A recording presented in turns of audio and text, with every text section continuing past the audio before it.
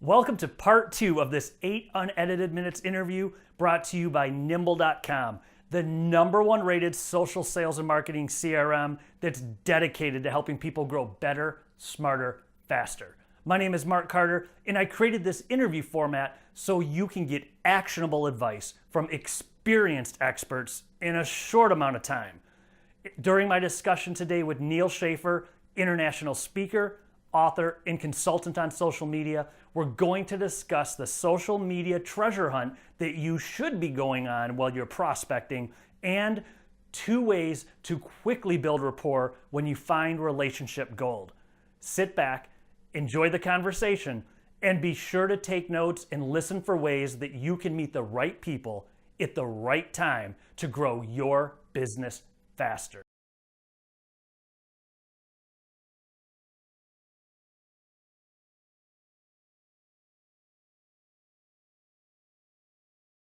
Good salespeople, I don't know if they're necessarily detectives. We're trying to provide solutions, but we're also trying to listen, and we're trying to do more listening than talking, ideally.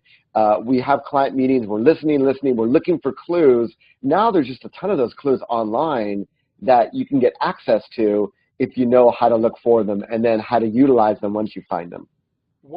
Give 2 clues, 2 tips, the types of clues people should look for.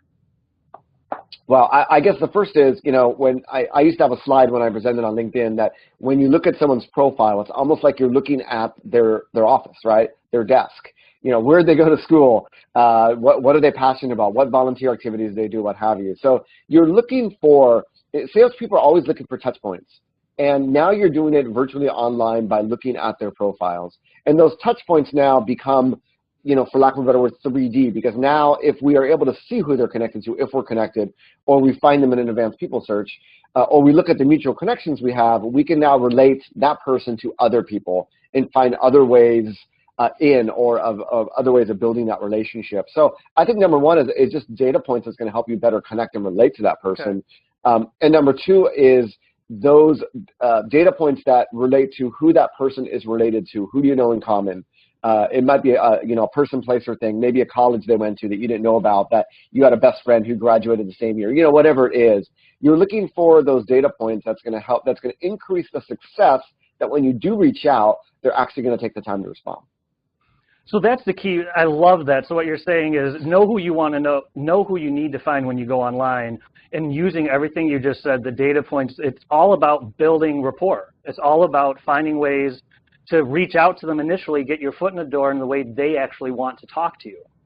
Exactly, and this is just, we're talking about prospecting. There's many different levels of sales, obviously, but at the pure prospecting level, absolutely. So it kills me when I get, an email, hey, Neal, love your blog, I want to introduce this tool to you, but then I realize that this person never followed me on Twitter, or maybe they did follow me on Twitter and they sent me a DM because I followed them back, and yet they've never engaged with any of the 100 tweets or so that I send out on a daily basis, including a dozen or so on social selling. So these are things that if they were engaging with me, then they would be top of mind. So, think about it. In the old days, and I like to go back to an analogy of me carrying a bag in the 90s, right? Before the internet, when people, if they wanted to find out information about you, they actually had to call you on the phone and you had to physically visit them, right? Obviously, the buyer's journey is completely different now, but from the same perspective, if you want to find out information about the company, about the people, you literally had to physically meet them in order to be able to do that. Now, I meet people for the first time that I've engaged with online for years, and they're like friends. And I think those that are active in social media realize that ability to build rapport, to really build relationships virtually, that if you're not tapped into it, you miss out completely on that opportunity. You're not going to be able to build that type of relationship with every decision maker. But, if it's a new partner, if it's someone within that company you've been trying to get into that becomes a friend, that can become your ally. There's many different levels in which you can look at it. But that's sort of that world that I think a lot of people miss out on. And how about for you, in about 15 seconds, let's do this real time.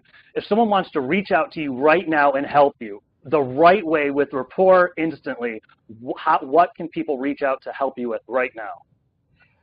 It's funny.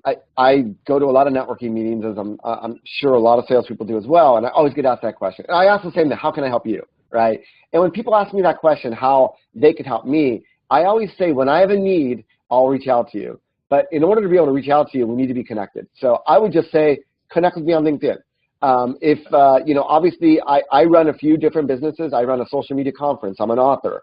I run a blog, Maximize Social Business. I recently launched a new social media agency called PDCA Social. So obviously if there are companies that want to tap into my expertise to better leverage it and to, improve their social media strategy, maybe they're working with an agency, it's not going well. Obviously that's what I do for a living. So if I can help in that aspect, that would be great. But I think just connecting and introducing yourself on LinkedIn is really the first step to getting to know how we both can help each other.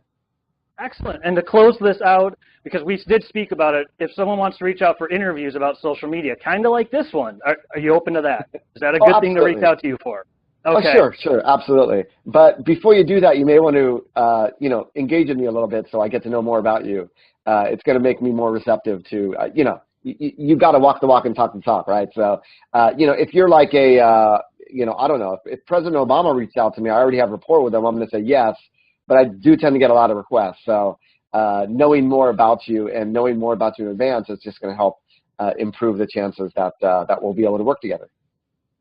Thank you very much, Neil. We appreciate the time. Thank you very much. I wish everyone the best of luck.